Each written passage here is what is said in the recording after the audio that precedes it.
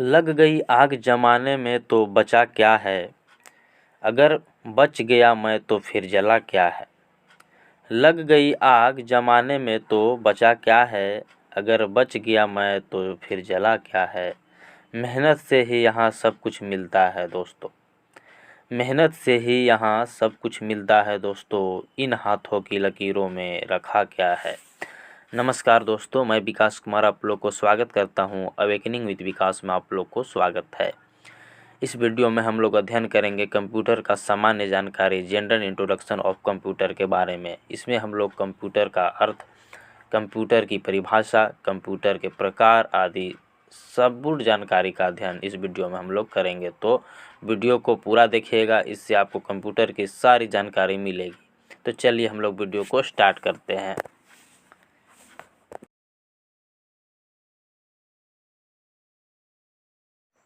इस वीडियो में हम लोग जानेंगे कंप्यूटर का सामान्य परिचय यानी जनरल इंट्रोडक्शन ऑफ कंप्यूटर के बारे में, है ना। फर्स्ट में हम लोग जान लेते हैं कंप्यूटर का अर्थ, मीनिंग ऑफ कंप्यूटर। कंप्यूटर जो है लैटिन भाषा के शब्द कंप्यूट से बना है, जिसका अर्थ होता है गणना करना। दूसरे शब्दों में कंप्यूटर एक ऐसी मशीन है जो गणना करती है या गणनाओं को करने में हमारी सहायता करती है। हालांकि आजकल कंप्यूटरों का जो रूप प्रचलित है उसमें गणना करना अर्थात जोड़ना, घटाना, गुणा करना, भाग देना आदि गणितीय क्रियाएं शामिल है। कहने का मतलब है जो कंप्यूटर जो है वो लैटिन भाषा के कंप्यूट शब्द से बना है। उसकी उत्पत्ति कंप्यूट शब्द से हुई है, जिसका अर्थ होता है गणना करना यानी काउंट करना, है ना। आगे है दूसरा में कंप्यूटर क्या है। कंप्यूटर क्या है उसके बारे में हम लोग जान लेते हैं। कंप्यूटर एक स्वचालित इलेक्ट्रॉनिक मशीन है। कंप्यूटर जो है एक स्वचालित यानी स्वयं चलने वाली एक इलेक्ट्रॉनिक मशीन है जो गणनाएं करने, डेटा को प्राप्त करने, प्रोसेस करने और स्टोर करने में हमारी मदद करती है। कहने का मतलब है कंप्यूटर एक स्वचालित इलेक्ट्रॉनिक मशीन है जो गणना करती है, गिनती करती है, काउंट करती है, डेटा को प्राप्त करती है, जो हम लोग कमांड देते हैं उस डेटा को प्राप्त करती है, उस डेटा को प्रोसेस करती है और स्टोर करती है। जो भी हम लोग उसमें रखते हैं उसको स्टोर करती है, करने में हमारी मदद भी करती है। कंप्यूटर एक इलेक्ट्रॉनिक मशीन है जो यूजर द्वारा दिए गए निर्देशों का पालन करता है ना। आगे है तीसरा में जान लेते हैं हम लोग कंप्यूटर का पूरा नाम यानी फुल फॉर्म ऑफ कंप्यूटर, जिसका पहला लेटर सी का मतलब होता है कॉमन यानी आमतौर पर, ओ का मतलब होता है ऑपरेटिंग यानी संचालित करना यानी उसको चलाना, एम से होता है मशीन, पी से होता है पार्टिकुलरली यानी विशेष रूप से, यू से होता है यूज्ड यानी प्रयुक्त, प्रयोग करना, टी से होता है ट्रेड यानी तकनीक, है ना। ई से होता है एजुकेशन यानी शिक्षा या शैक्षणिक, आर से होता है अनुसंधान यानी रिसर्च, है ना, अनुसंधान। आगे चौथा में हम लोग जान लेते हैं कंप्यूटर के जनक यानी फादर ऑफ कंप्यूटर। कंप्यूटर के जनक लंदन के महान गणितज्ञ, फिलोसोफर एवं इंजीनियर चार्ल्स बेबेज को कंप्यूटर का पितामह कहा जाता है ना। 1830 के दशक के मध्य में चार्ल्स द्वारा गणना करने वाली एक ऐसी मशीन का आविष्कार किया गया जिसे आज पूरी दुनिया कंप्यूटर के नाम से जानी जाती है ना। पांचवा हम लोग जान लेते हैं कंप्यूटर का वर्गीकरण, क्लासिफिकेशन ऑफ कंप्यूटर। कंप्यूटर मुख्यतः आकार के आधार पर, कार्य के आधार पर और उद्देश्य के आधार पर 3 भागों में बांटा गया है, जिसमें हम लोग फर्स्ट में जान लेते हैं आकार के आधार पर कंप्यूटर को कितने भागों में बांटा गया है। तो आकार के आधार पर कंप्यूटर को 4 भागों में बांटा गया है, जिसमें पहला है माइक्रो कंप्यूटर। माइक्रो कंप्यूटर सबसे अधिक प्रयोग में आने वाले पर्सनल कंप्यूटर जैसे लैपटॉप, स्मार्टफोन, डिजिटल सहायक उपकरण आदि सभी इसी श्रेणी में आते हैं। इनकी प्रोसेसिंग क्षमता और आकार अन्य भी कंप्यूटर के से कम होती है ना। यानी यह माइक्रो कंप्यूटर जो है यह सबसे अधिक प्रयोग में आने वाली पर्सनल कंप्यूटर है। जैसे लैपटॉप हो गया, स्मार्टफोन हो गया, डिजिटल सहायक उपकरण, जो भी डिजिटल और भी उपकरण है ना, सब माइक्रो कंप्यूटर में आते हैं, है ना, जिसकी प्रोसेसिंग क्षमता और आकार अन्य सभी कंप्यूटर के से कम होती है हालांकि, है ना। दूसरा में हम लोग जान लेते हैं मिनी कंप्यूटर। मिनी कंप्यूटर सामान्यतः व्यक्तिगत कंप्यूटर से क्षमता और आकार में इन बड़े कंप्यूटर का कंपनियों और कई संस्थानों में विशेष कार्यों के लिए प्रयोग किया जाता है। यानी मिनी कंप्यूटर जो है यह व्यक्तिगत क्षमता और आकार में बड़े इन कंप्यूटर का कंपनी और कई संस्थानों में प्रयोग किया जाता है, विशेष कार्यों के लिए प्रयोग किया जाता है ना। जैसे कि आप इमेज में देख रहे होंगे, यह आकार में बड़े होते हैं जनरल कंप्यूटर की तुलना में, है ना, और ये विशेष कार्यों के लिए प्रयोग किए जाते हैं। तीसरा में है मेनफ्रेम कंप्यूटर। सुपर कंप्यूटर जितने शक्तिशाली तो नहीं हैं, परंतु व्यापारिक संस्थानों द्वारा प्रयोग किए जाने वाले इन कंप्यूटर का प्रोसेसिंग क्षमता काफ़ी अधिक होती है। इन्हें बड़े वातानुकूलित कमरों में रखा जाता है और बड़े बड़े इंफॉर्मेशन सिस्टम द्वारा प्रोसेसिंग के लिए प्रयोग किया जाता है। कहने का मतलब है मेनफ्रेम कंप्यूटर जो है यह सुपर कंप्यूटर इतना तो शक्तिशाली नहीं, लेकिन व्यापारिक संस्थानों द्वारा प्रयोग किए जाने वाले कंप्यूटर की प्रोसेसिंग क्षमता जो है ये काफ़ी अधिक होती है। ये बड़े कमरों में रखा जाता है। ये इतना कमरा कि आधा, अगर बड़ा कमरा है तो आधा स्पेस ले लेता है ना। इसको एयर कंडीशनर में, एसी वाले रूम में रखा जाता है ना। आगे हम लोग जान लेते हैं सुपर कंप्यूटर के बारे में। सुपर कंप्यूटर जो है सबसे शक्तिशाली सिर्फ बड़े और सरकारी संस्थानों में प्रयोग किए जाते हैं, है ना।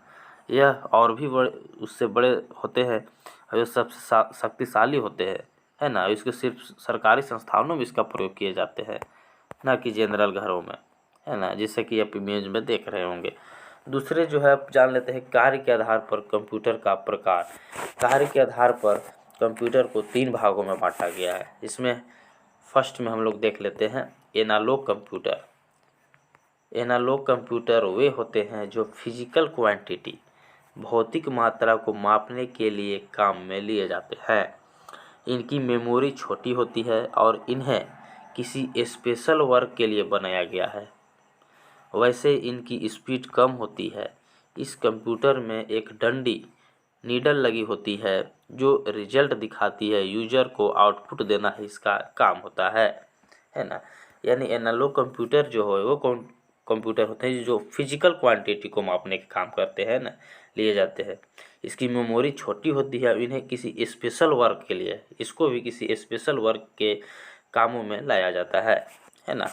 दूसरा में हम लोग जान लेते हैं अब यहाँ जान लेते हैं हम लोग एनालॉग कंप्यूटर का उपयोग कहाँ कहाँ होता है ना। एनालॉग कंप्यूटर का उपयोग जो है वोल्ट मीटर के द्वारा विद्युत धारा को मापने के लिए किया जाता है ना। भूकंप, तापमान जैसे भौतिक प्रक्रियाओं को मापने के लिए भी एनालॉग कंप्यूटर का इस्तेमाल किया जाता है। फिर वाहनों को स्पीड मापने के लिए भी स्पीडोमीटर के रूप में एनालॉग कंप्यूटर का ही इस्तेमाल किया जाता है ना। सेकेंड में है डिजिटल कंप्यूटर।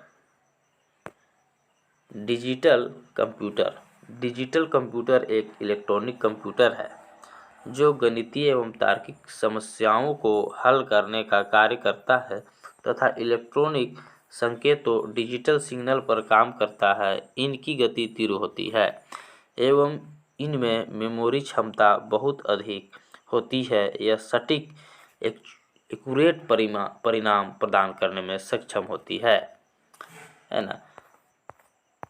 ये जो है देख रहे हैं आप इमेज में, ये सब है। डिजिटल क्लॉक है, डेस्कटॉप है, स्मार्टफोन है, लैपटॉप है, डिजिटल कैमरा है, टैबलेट है ना।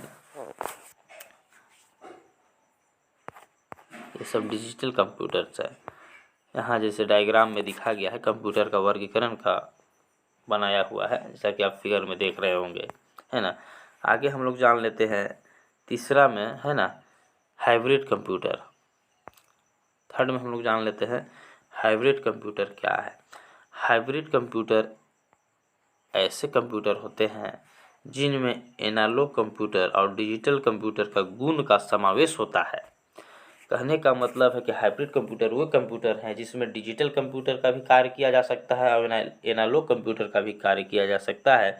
दोनों का समावेश होता है, इंक्लूड होता है ना, होता है। इस कंप्यूटर सिस्टम के अंतर्गत डिजिटल मशीन, एनालॉग मशीन दोनों एक साथ काम करते हैं, अर्थात हाइब्रिड कंप्यूटर एनालॉग और डिजिटल कंप्यूटर का संयोजक कॉम्बिनेशन होता है ना।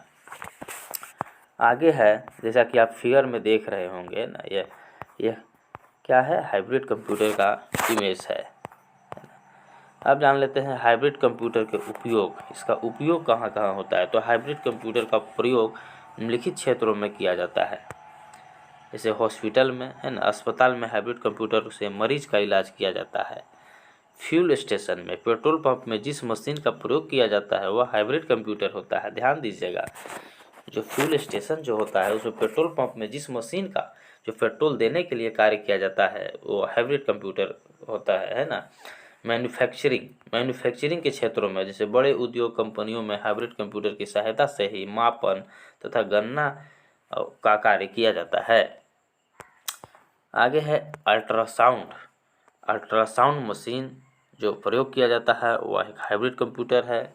ईसीजी मशीन में, सीटी स्कैन मशीन जिससे हम लोग शरीर के अंदर पार्ट्स का सीटी स्कैन किया जाता है। ऑटोमेटेड टेलर मशीन में, एटीएम जो है एक हाइब्रिड मशीन है ना। इलेक्ट्रोकार्डियोग्राम मशीन, ये सब जो है हाइब्रिड कंप्यूटर में आते हैं, है ना। डायलिसिस मशीन, वेंटिलेटर मशीन्स, है ना। अब उदाहरण के लिए हम लोग जान लेते हैं कि मनुष्य का हृदय की धड़कन, मनुष्य की हृदय का धड़कन हार्टबीट को ईसीजी मशीन द्वारा मापा जाता है। ईसीजी मशीन एक हाइब्रिड कंप्यूटर है ना, जिसके अंतर्गत दिल की धड़कन गिनने का काम एनालॉग कंप्यूटर करता है तथा प्राप्त जानकारी की रिपोर्ट बनाकर प्रिंट करने का काम डिजिटल कंप्यूटर का होता है ना। आगे जो है थर्ड में हम लोग जान लेते हैं उद्देश्य के आधार पर, है ना। उद्देश्य के आधार पर फर्स्ट में हम लोग जाने आकार के आधार पर, सेकंड में जाने कार्य के आधार पर, थर्ड में हम लोग जान लेते हैं उद्देश्य के आधार पर। कंप्यूटर को दो भागों में बांटा गया है, जिसमें फर्स्ट में है सामान्य उद्देश्य कंप्यूटर, है ना। सामान्य उद्देश्य कंप्यूटर में अनेक प्रकार के कार्य करने की क्षमता होती है।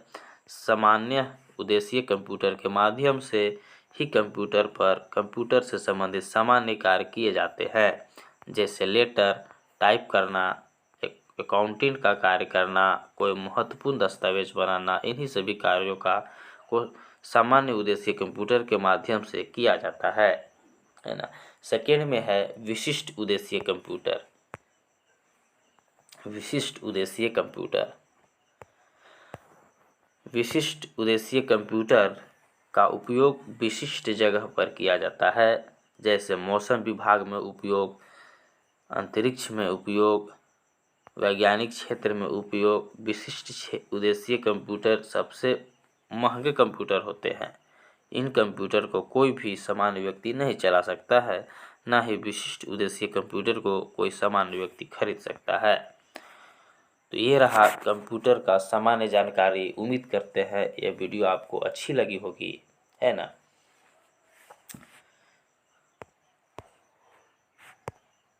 अच्छी लगी होगी तो वीडियो को लाइक कर दे, चैनल को सब्सक्राइब कर दे और बेल आइकन को प्रेस कर दे, ताकि इसी तरह की और भी वीडियो मैं लाऊं तो सबसे पहले आपको प्राप्त हो सके, है ना।